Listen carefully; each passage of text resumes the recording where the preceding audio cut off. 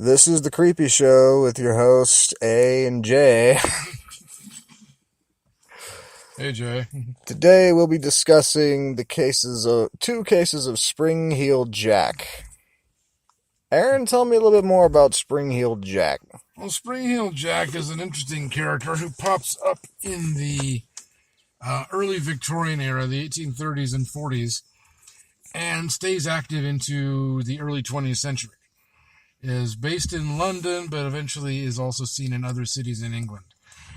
He is described in his first encounters as a man in a kind of a strange white shiny suit, maybe like made in oilskin, so more not shiny like metallic, but anyway, like a glossy leather maybe.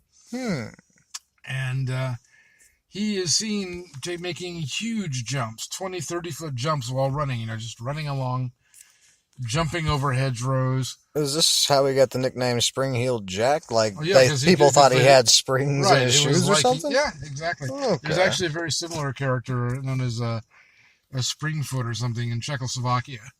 Huh. He was a cartoon character Resistance. He was kind of a superhero against the Nazis. So was he kind of like they took the idea of Spring-Heeled Jack and turned it into a good guy? Yeah, and made him a hero against the Nazis. But anyway, that's just...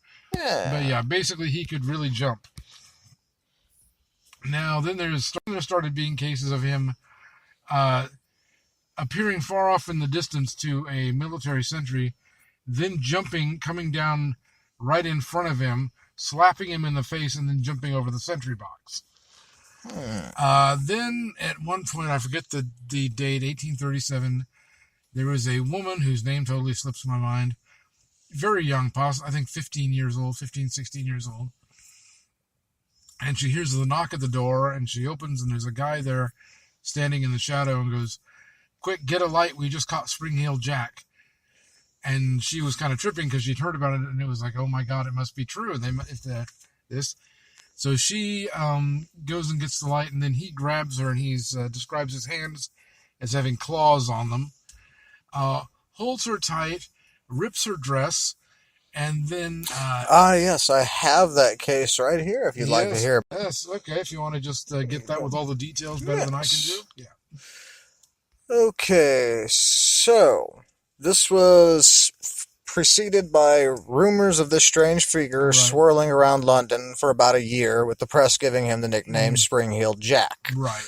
The story was not thought to be anything more than exaggeration and made up. Misidentification. Hysterical stuff like people, that. yeah.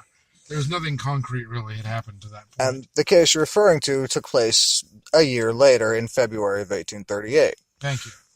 The woman's name is Jane Alsop. Thank you. Jesus. She claimed that a gentleman wearing a cloak rang her doorbell late at night. Mm-hmm. He then took off his cloak to reveal tight-fitting clothes that resembled white oilskin. Then he breathed blue and white flames into her face and began to cut at her clothes with his claws. John, I'm just opening this door. Okay. And cut. I just don't want to lose this. Yeah. Good thing I have editing tools with this. Oh, yeah.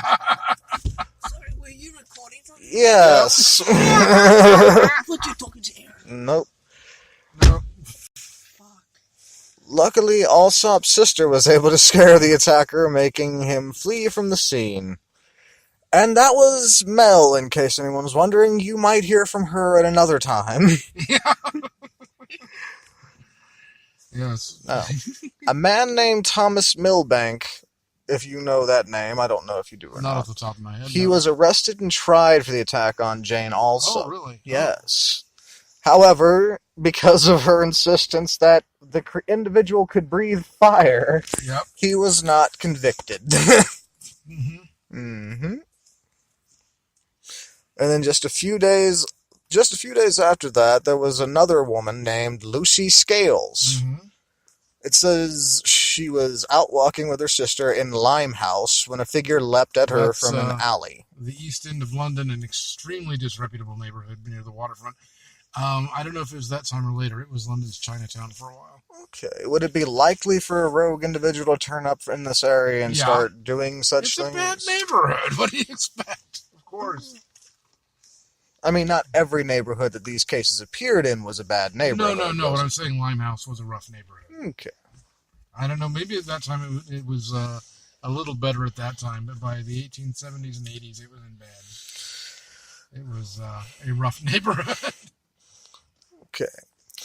Now, it goes on to say that when he attacked her, he blew flames into her face, leaving her in a state of hysterics. Yep. The attacker left the scene and was never found, though several men were brought in for questioning. Following these accounts, Spring-Heeled Jack sightings began to crop up all over England, and had even gone so far as Scotland. His victims were most commonly described as young women, and they all described similar accounts of a mysterious man, thin in tight-fitting clothes, red eyes, and claws for hands. Does all this add up for what you usually hear in the storylines? That's exactly it. And what about this cartoon character? Did he at all match that description? No, he basically, it's... Okay.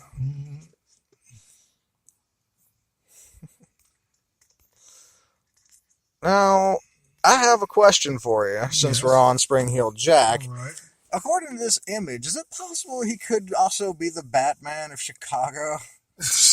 Maybe. For real, look at that. No, I know. He is kind of a... It looks like a bat-like creature. Yeah, well, it looks like steampunk Batman. Yeah. It's a little bit of a fancy boy. Fancy Batman. Definitely. But the Marquis of Waterford at one point they were suspecting was of being Spring-Heeled Jack, but that didn't pan out, and the sightings continued after his death. Damn. Yeah, so it wasn't him. And again, no one could have made those jumps. So, and a matter of fact, there is Penny Dreadfuls, the cheap books of the era. There's many of those were written about Spring-Heeled Jack, recasting him as a hero. So there was that literature also before there was the Czechoslovakian thing. It goes on to say that it became, because the stories had become so wildfire, it just started turning into kind of a highly commercialized thing and kind of like an urban legend. Exactly. No one actually believed this person exists anymore because no one had ever been caught for the crimes. And the thing was that you have very little evidence on it, and none of that evidence makes any sense at all. What type of evidence do you have? You have scratch marks, you have a man fleeing the scene without a trace. We have witness statements from two women who were both somewhat traumatized by the event. We have the injury to their persons, but that's basically it. I don't even know if we have footprints. I mean... Well, we don't have footprints from this. It says basically the only thing you got is the women being disheveled and in hysterics, and that's it. There's never any evidence that an attacker was there except for the damage to the women's bodies. Okay. That was noted and recorded. And the other thing we have to throw in this one also, the Mad Gasser of Mattoon, I believe it was. The Mad Gasser of Mattoon. Yeah. This is another thing. People became convinced. There's a guy sneaking around. This was in the 1930s, I think, in Mattoon. And I think I'm pronouncing that right. Apparently the locals get annoyed when you get it wrong. But they were having this thing where they smelled weird gases, and then sometimes they break out in a rash or something. And this went on for a couple of years.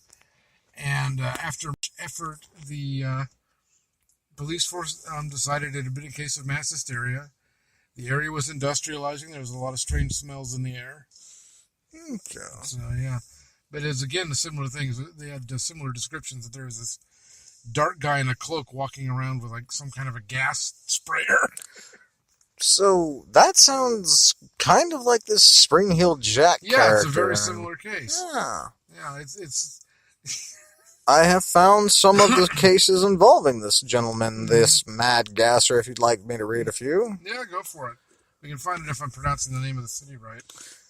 The Mad Gasser strikes. The story of Illinois' Mad Gasser begins not in Mattoon in 1944, but rather in Virginia in 1933.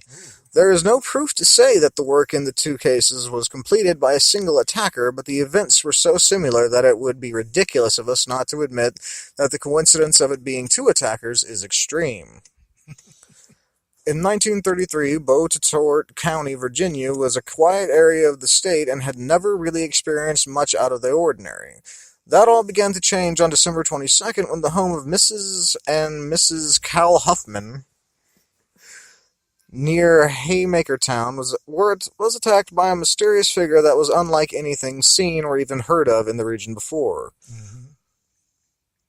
At around 10 that evening, Mrs. Huffman stated that she grew nauseated after smelling a strange gas that had been apparently sprayed into her house. She decided to go on to bed, but her husband remained awake and alert to see if the lurker who had sprayed the gas might return. A half hour later, another wave of gas filled the room, and Huffman immediately went to the home of his landlord, K.W. Henderson. Here, Huffman telephoned the police, and Officer Lemon was dispatched to the scene, and he stayed until around midnight. Immediately after he left, another gas attack was launched on the property, filling both floors of the house. All 8 members of the Huffman family, along with Ashby Henderson, were affected by the gas. Ashby and Cal Huffman had been keeping watch for the return of the prowler and thought they saw a man running away after the attack. So, have you ever heard of the Mattoon gasser outside of Mattoon? I have not. There's probably been similar cases around, but... Well, if I understand, well, neither one of these places is particularly close together. Yeah, I'd have to look at that on a map. One place takes place in Chicago, Illinois. The other takes place in Beaufort County, Virginia.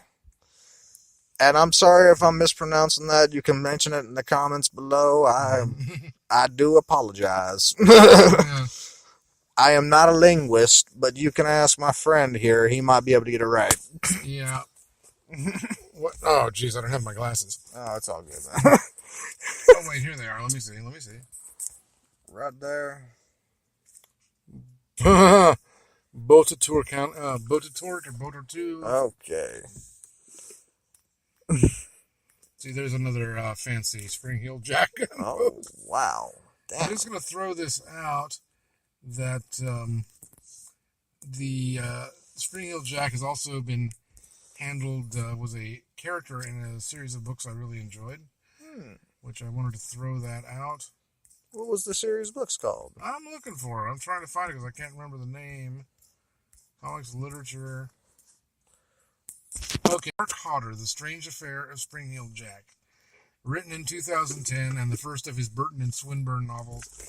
And it's a lot of fun, and there's a lot of the information about the actual cases wrapped into this. Well, tell me a little bit about the character he portrays Spring-Heeled Jack as being. Oh, that would give it away. Because he's portrayed exactly as he is, but he is explained and given a very convincing and bizarre backstory, which I don't want to give any of it away because it's not what you're thinking. And anyway, and it portrays him as doing battle in 1870s London with Sir Richard Burton, the linguist and diplomat, and the poet Algernon Swinburne. Holy crap! And the books are a lot of fun, and the guy definitely did do his research. His next book incorporates the Tichborne claimant, if you know that story. I do not. Okay, and I think the third story is not based on anything in particular. Okay. But I'm recommending those. Mark Hodder, The Strange Case of Spring-Heeled Jack. All right, and I believe that's about all the time we got on this recording. Okay. Say goodbye to the folks, Aaron. Goodbye, folks. Have a good evening, y'all.